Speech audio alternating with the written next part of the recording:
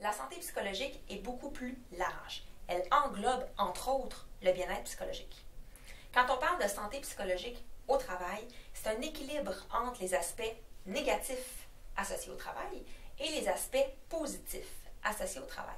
Donc, quand je parle d'aspects négatifs, je parle des expériences pouvant entraîner des conséquences négatives. Donc, par exemple, du stress, de l'anxiété, de la fatigue, etc.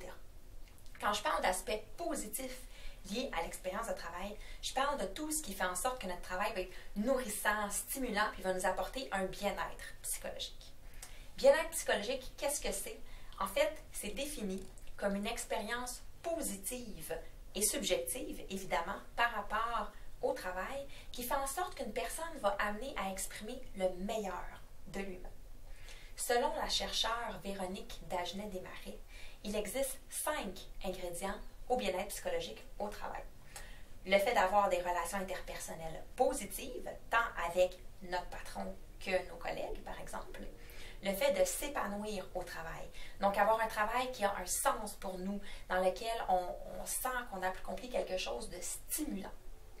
Troisièmement, le fait d'avoir un sentiment de compétence, donc sentir qu'on a les capacités, les aptitudes, les habilités pour être capable de réaliser les tâches qui nous sont demandées.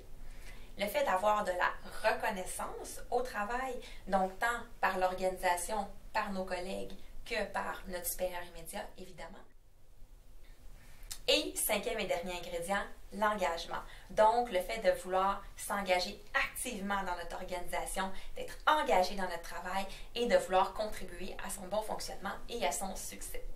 Idéalement, quand on parle de santé psychologique au travail, on cherche à atteindre un certain déséquilibre, si on veut, entre des aspects positifs au travail qui vont prendre beaucoup plus de place et les aspects négatifs qui vont, on l'espère, prendre moins de place.